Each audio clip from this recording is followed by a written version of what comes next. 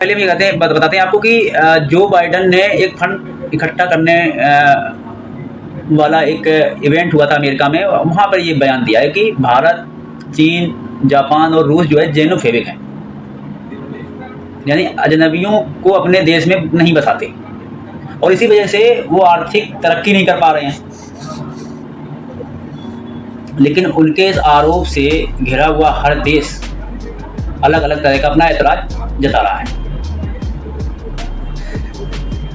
तो क्या भारत की अगर बात कर ली जाए, क्या भारत में दूसरे मुल्क से आए लोगों को शरण नहीं दी जाती है?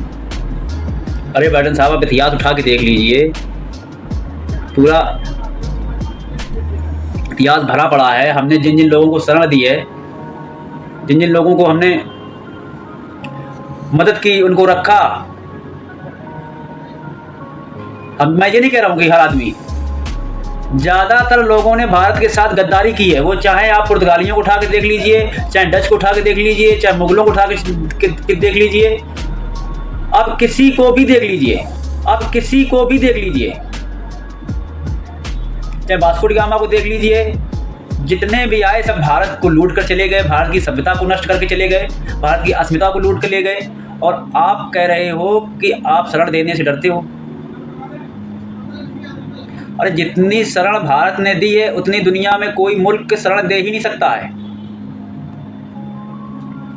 बड़ौदा के राजा, जो उस टाइम के राजा थे, उन्होंने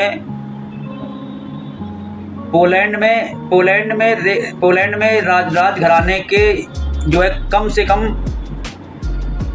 100 लोगों को, 100-200 लोगों को पनाह दी थी, जब जो है वहाँ पर उनके महल में पोलैंड में हमला करके सारे राजघरानों को जो है रातों रात वहाँ से भागना पड़ा। और वो आते आते बड़ौदा के समुद्र किनारे लगे आके राजा ने उनको शरण दी, उनको पढ़ाया और लिखाया।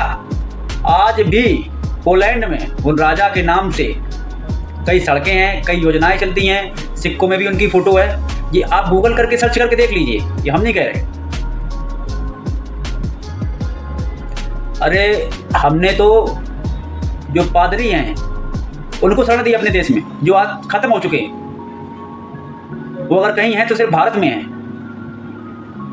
तो ऐसी सभ्यताओं को अपने यहाँ शरण दे के बचाया है, जो पूरी दुनिया में विलुप्त हो चुकी हैं,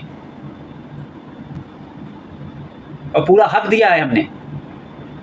बाइडन साहब, ऐसा नहीं है। हमारे देश की इकोनॉमी अगर कमज़ोर है तो भ्रष्ट नेताओं के चक्कर में कमज़ोर है,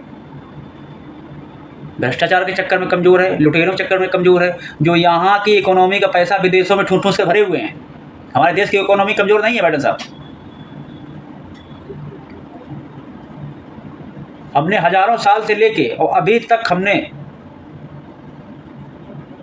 और अभी भी हम शरण देते हैं लोगों को, लेकिन भारत को क्या मिलता है? सिर्फ और सिर्फ गद्दारी। तो बाइडन साहब, प्लीज़, आप हमारे बहुत अच्छे, हमारे प्रधानमंत्री जी के, हमारे देश के एक बहुत अच्छे मित्र भी हैं। तो मैं आशा करता हूँ, हो सकता है आपके मुंह से निकल गया हो, लेकिन